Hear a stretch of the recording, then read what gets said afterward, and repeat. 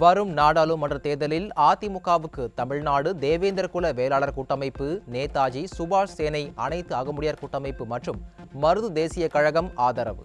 கழக பொதுச் செயலாளர் எடப்பாடி கே பழனிசாமியை நேரில் சந்தித்து ஆதரவு கடிதம் கொடுத்தனர்.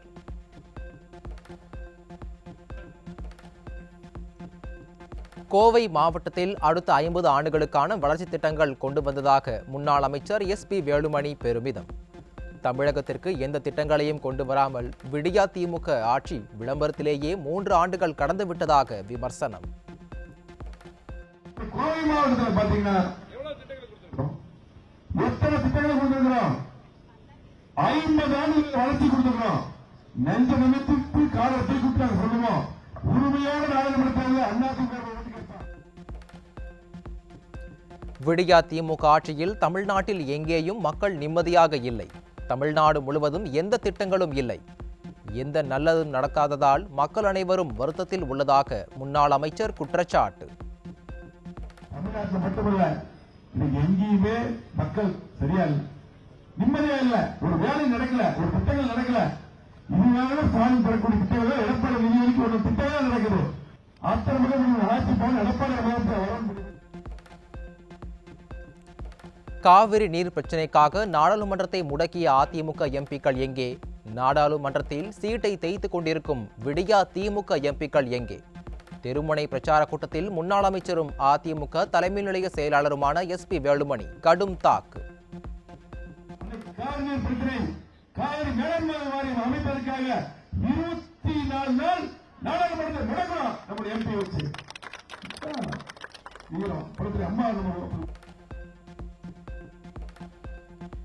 ஈரோடு மாவட்டம் மாக்கம்பாளையத்தில் கோயிலில் அறங்காவலர் நியமனம் தொடர்பாக பொய் வழக்கு பதிவு செய்துள்ள விடியா திமுக அரசின் ஏவல் துறையை கண்டித்து இன்று ஆர்ப்பாட்டம். சத்தியமங்கலம் அருகே உள்ள கடம்பூர் பகுதியில் முன்னாள் அமைச்சர் செங்கோட்டையன் தலைமையில் ஆர்ப்பாட்டம்.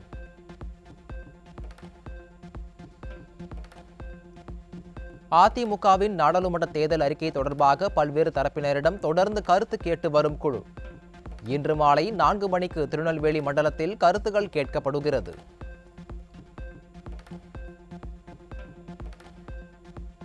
திமுக அமைச்சர்கள் KKSSR ராமச்சந்திரன், தங்கம் தென்னரசு ஆகியோருக்கு எதிரான சொத்து குவிப்பு வழக்கு சென்னை உயர்நீதிமன்றத்தில் இன்று விசாரணை. சொத்து குவிப்பு வழக்கு தொடர்பாக இன்று விசாரணை நடத்துகிறார் நீதிபதி ஆனந்த் வெங்கடேஷ். விடியா திமுக அரசுடன் போக்குவரத்து தொழிற்சங்கங்கள் நடத்திய முத்தரப்பு பேச்சுவார்த்தை தோல்வி.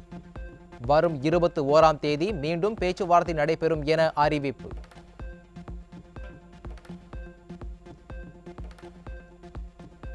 முத்தரப்பு பேச்சுவார்த்தையில் தங்களையும் அனுமதிக்க கோரி ஓய்வு பெற்ற போக்குவரத்து தொழிலாளர்கள் நடத்திய போராட்டத்தில் மோதல். முத்தரப்பு பேச்சுவார்த்தையில் பங்கேற்க காவல்துறை அனுமதி மறுத்ததால் ஓய்வு பெற்ற போக்குவரத்து தொழிலாளர்கள் வாக்குவாதம்.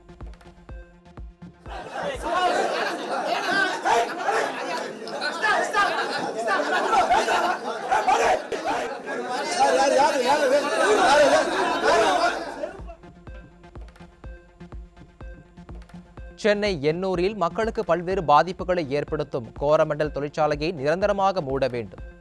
கண் துடைப்புக்காக அபராதம் விதித்து விடியா திமுக அரசு நாடகம் ஆடுவதாக போராட்டக்காரர்கள் குற்றச்சாட்டு.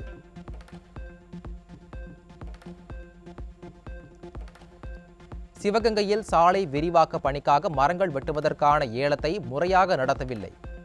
ஆளும் கட்சிக்கு ஆதரவாக நெடுஞ்சாலைத்துறை அதிகாரிகள் செயல்படுவதாக ஒப்பந்ததாரர்கள் குற்றச்சாட்டு.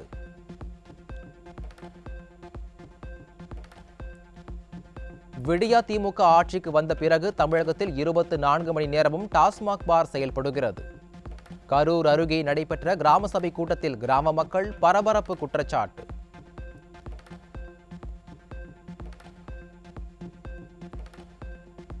மதுரை மாவட்டம் சோழவந்தான் அருகே அரசு பள்ளியில் கழிப்பறை, குடிநீர் வசதியின்றி தவிக்கும் மாணவர்கள்.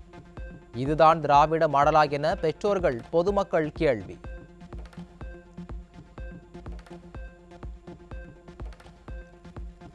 கொடைக்கானல் மேல்மலை கிராமத்தில் திருவிழாவிற்காக வந்த இளைஞரை மர்ம நபர்கள் கத்தியால் குத்தி கொலை செய்த கொடூரம். விடியா திமுக ஆட்சியில் அதிகரிக்கும் கொலை சம்பவங்களால் பொதுமக்கள் நிம்மதி இழந்து தவிப்பு. விடியா திமுக ஆட்சியில் பிச்சை எடுக்கும் மூதாட்டியும் மது போதைக்கு அடிமையான அவலம். பாதுகாப்பு இல்லத்துக்கு வர முடியாது என கூறி அதிகாரிகளிடம் வாக்குவாதம் செய்ததால் பரபரப்பு. சாப்பாடு துணிமணியெல்லாம் துவைச்சு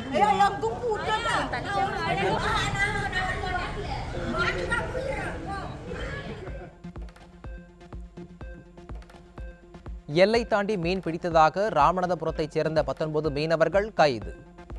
இலங்கை கடற்படையினரின் தொடர் அத்துமீறலை தடுக்க மீனவர்கள் கோரிக்கை.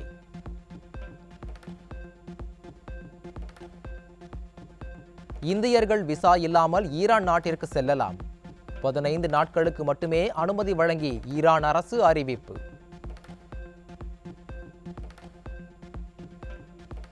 இங்கிலாந்துக்கு எதிரான அடுத்த 2 டெஸ்ட் கிரிக்கெட் போட்டிகள் 3 மற்றும் 4வது போட்டிகளில் இருந்து விராட் கோலி விலகப் போவதாக தகவல்.